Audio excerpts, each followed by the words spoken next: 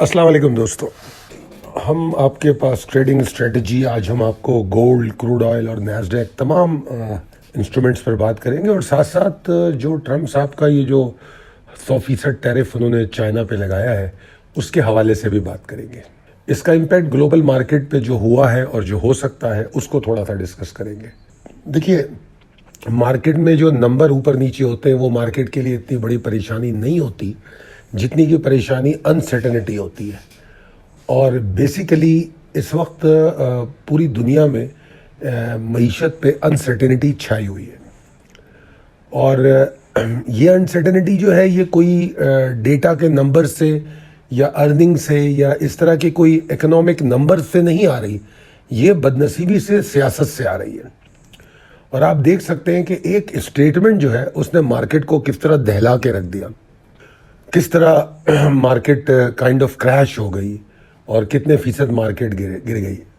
अगर हम देखें तो S&P 2.7% गिरा, नैस्डैक जो है 3.5% गिरा, डॉ जोन्स जो है 900 पॉइंट नीचे आ गया। मतलब पैनिक कोई ये जज्बाती नहीं थी, ये मतलब बिल्कुल मैकेनिकल टाइप की थी कि लोगों के स्टॉप लॉसेस ट्रिगर हो गए और जो एक्सपोजर मार्जिन कॉल्स थी वो वाइप ऑफ हो गए, लोगों के अकाउंट उड़ गए। तो इसको मैं ऑर्डिनरी डिप तो नहीं कहूँगा। और ये हमें एक चीज़ जो समझाती है, जो हमें समझनी चाहिए कि जो दुनिया ग्लोबलाइजेशन की तरफ जा रही थी, गई थी और मौजूद है ग्लोबलाइजेशन के साथ, उसको अब अगर आप डी ग्लोबलाइजेशन करने की कोशिश करेंगे तो यकीनन उसकी कीमत अदा करनी पड़ेगी। ये एक छोटा सा सबक है इस चीज़ में। अगर आप ज़्यादा जो तबाही मची है वो क्रिप्टो में मची है, सही मानों में। अगर आप देखें तो तकरीबन $19 बिलियन की जो लिवरेज पोजीशन थी वो फारिग हो गई एक सेशन में। मतलब कह रहे हैं कि ये क्रिप्टो की तारीख में ये सब में बड़ा मेल्टडाउन है। बिटकॉइन जो है 8% नीचे गिरा, इथेरियम 6% गिरा, इसी तरह दूसरी करेंसीज गिरी। मेरे हिसाब से इसमें सिर्फ ट्रंप और चाइना का जो फड्डा चल रहा है, सिर्फ ये वो नहीं है, बल्कि ट्रेडर के लिए एक सबक भी है कि लिक्विडिटी और लिवरेज की जो समझ है मनी मैनेजमेंट की, वो लोगों में कैसी थी। जो लोग इस चीज़ को नहीं समझ पाते हैं उनको सब में ज़्यादा नुकसान हुआ होगा। तो क्रिप्टो में बड़ा नुकसान हुआ। लोग जो है सीधा सीधा भागे हैं, जो सेफ हेवन होते हैं, गोल्ड, प्लेटिनियम और इस तरफ जाने की कोशिश की। तो जाहिर बात है जब वहाँ सेलिंग आई तो इमर्जिंग मार्केट्स में भी जाएंगे, छोटी मार्केट्स में भी आएंगे। और अभी ये चीज़ इतनी ज़्यादा तो लंबा नहीं चलेगी, क्योंकि इस वक्त तो एक पैनिक क्रिएट हुआ है। ये अपनी जगह बना के वापस आ जाएगा, उस जगह पे नहीं आएगा मगर वॉलेटिलिटी को ज़रूर कम कर देगा। अगर ये वॉलेटिलिटी बरकरार रही तो छोटी मार्केटें जैसे हमारी पाकिस्तानी मार्केट है, पाकिस्तान स्टॉक एक्सचेंज है, तो इस तरह की मार्केटों का जिनका ग्लोबलाइजेशन में कनेक्शन बहुत कम है, उनको इसका कुछ फ़ायदा हो सकता है। तो बहरहाल ज़्यादातर एनालिस्ट इसको कह रहे हैं कि ये ओवर रिएक्शन भी है, ठीक है जी। और जिस तरह मैंने कहा कि अगर मनी मैनेजमेंट ठीक होती लोगों की तो इतने बड़े लॉसेस भी नहीं होते, ठीक है ना।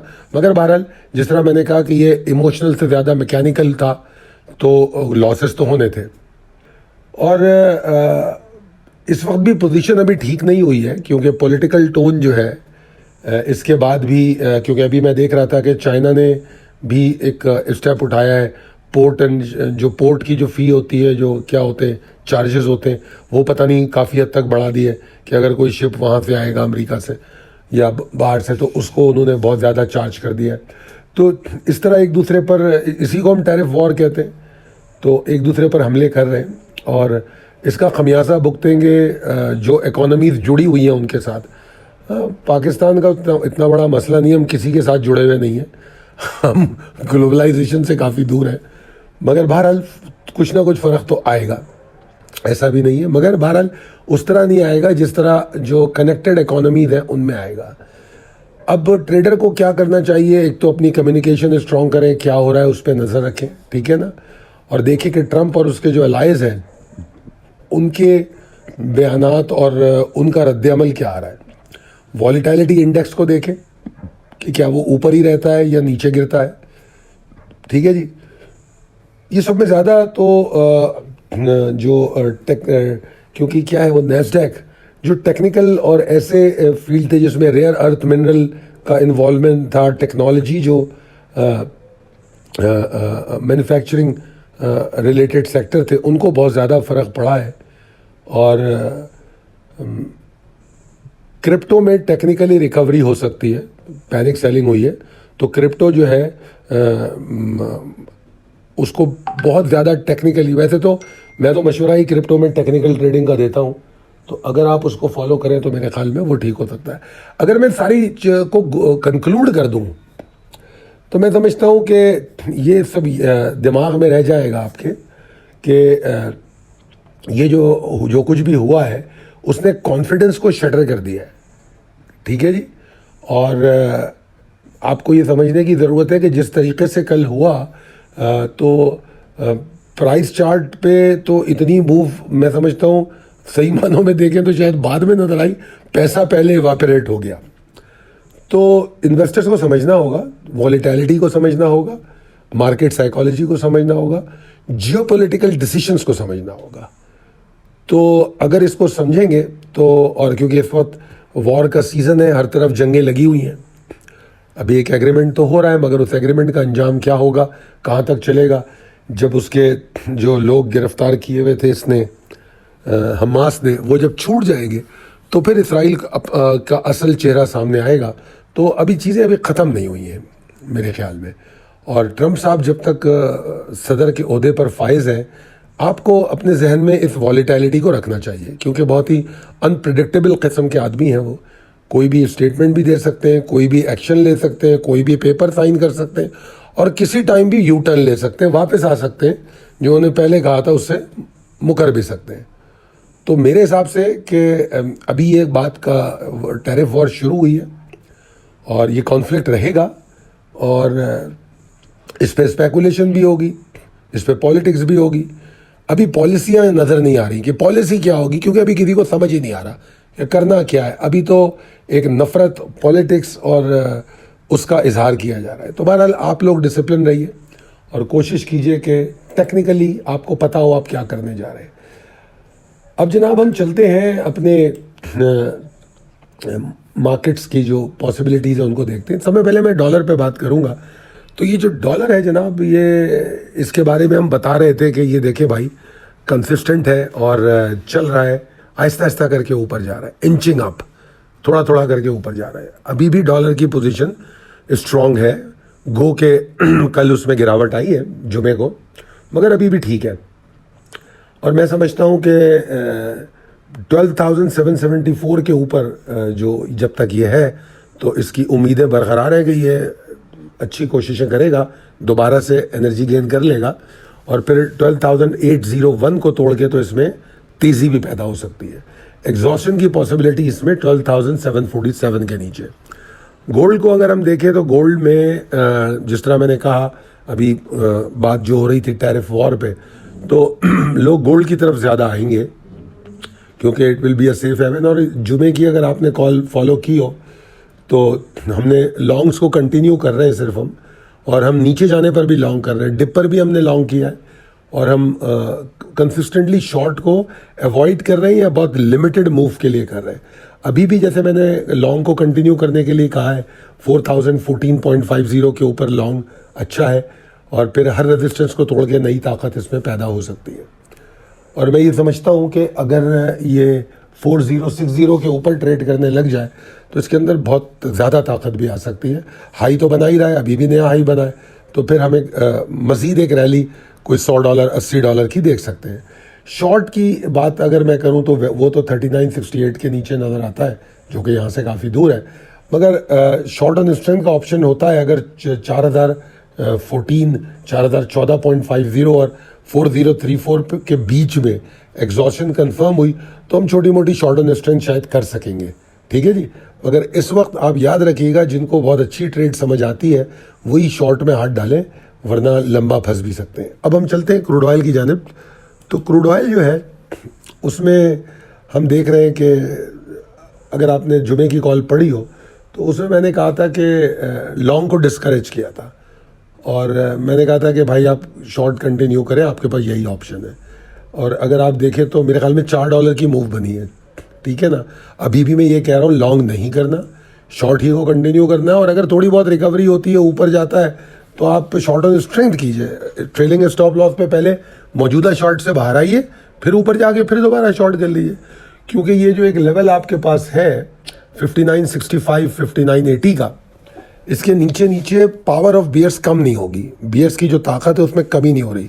अगर रिकवरी की बात करें तो वो तो काफ़ी ऊपर है, 60.50 के ऊपर अगर ये सस्टेन करेगा तो शायद रिकवरी करेगा।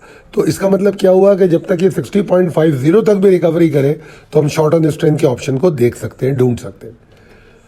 तो ये था क्रूड ऑयल। चलते हैं नैस्डैक की तरफ। और नैस्डैक की पोजीशन ये है जनाब कि इसमें बड़ी ज़बरदस्त तबाही आई, जो टैरिफ पर हम डिस्कस कर रहे थे, 3.5% शायद मैंने कहा था गिरा ये।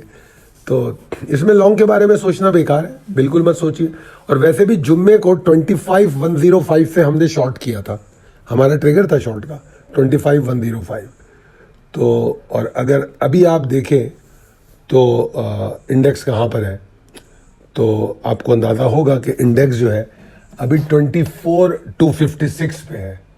तो मैं समझता हूँ कि ठीक ठाक बड़ी मूव है ये ठीक ठाक बड़ी मूव है कि 25,105 शॉर्ट का ट्रिगर था, और अब जब वीक क्लोज हुआ है तो ये 24,256 पे, तो तकरीबन वही जो हम देखें तो 900 पॉइंट बनते हैं, जिस तरह डॉ जोन्स में गिरे, डॉ जोन्स में भी 900 पॉइंट है, तो नैस्डैक में भी कुछ करीब हमारे ट्रिगर से 900 पॉइंट बनते।